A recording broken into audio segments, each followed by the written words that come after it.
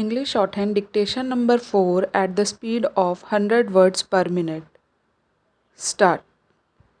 Sir, the Essential Commodities Act was passed 5 years ago, and when the minister yesterday came with an amending bill, we expected that he would give us a brief report on the working of this measure for the last few years.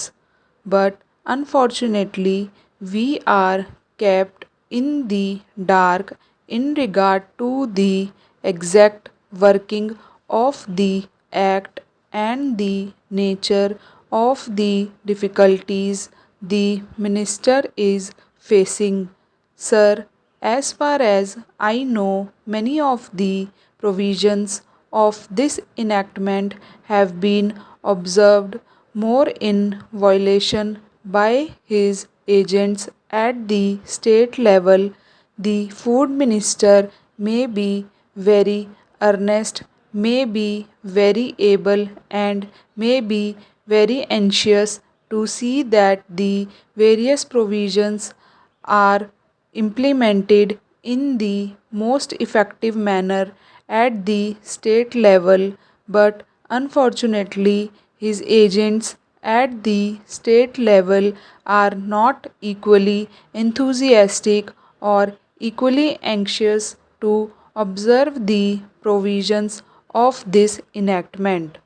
The most important objectives of this enactment are to control the supply and distribution of commodities and to maintain a stable price level. In regard to both these aspects, I am afraid that the government has failed to realize the objectives in view. Some time passed when there was scarcity of food grains.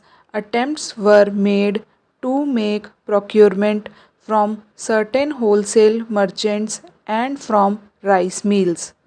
In my own state, I know of many instances of such procurement where, after making known that certain things had to be done and certain steps had to be taken by the merchant community, nothing was done later on by the government. When they found that these very orders of the government were violated, as a result of the violations, there was a consequent rise in the prices of food grains. In respect of other commodities like iron and steel, paper, we see a lot of speculative activities, but the provisions of the Act have not been brought to bear on them. Perhaps no case of prosecution was launched against those people contravened the various provisions of the Act. We are interested to know in how many cases the government have taken steps to prosecute individuals who have violated the various sections of the Act. The minister said that the powers under the Act were not adequate.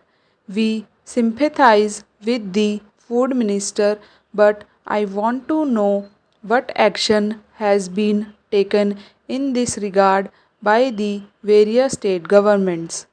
In regard to the amending provision, I want to know from the minister what would be his difficulty even if minor offences are taken to courts of law.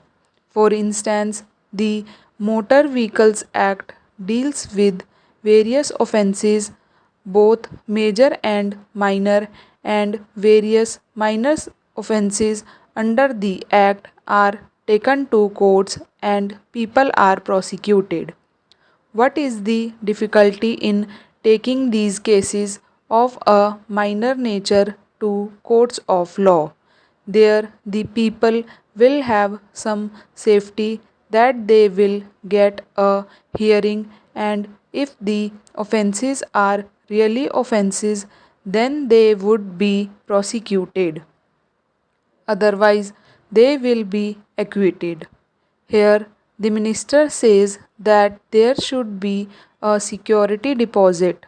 If there is a violation of a particular provision of the enactment, then the executive authority will have the power either to confiscate a part of the amount or the whole of the amount. We are clothing the executive authority with more powers. I do not grudge giving powers to the executive authority provided they are used properly and effectively and in a most fair manner. But unfortunately, there have been discriminations apart from the ineffectiveness of the various provisions. Wherever these provisions were used, there had been discriminatory use of these provisions against a few or in favor of a few. Normally, when officers are clothed with more powers, there is large scope for corruption. I feel that it would be desirable to avoid such malpractices, and it would be desirable, I think, that even for minor offenses, the parties should have a chance to defend their actions.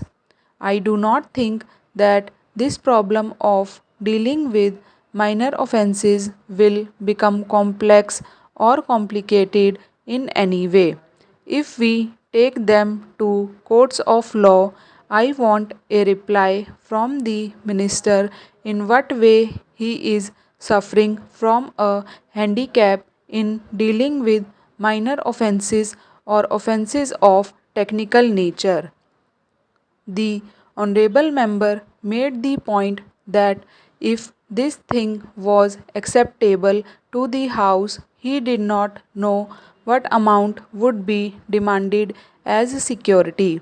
So, the minister should tell us what amount is normally expected from a licensee in all classes and what the offenses are which are of a technical or minor nature which he has in view. We are not told which are major offenses and which are minor offenses. Clarifications on these points are necessary. Stop.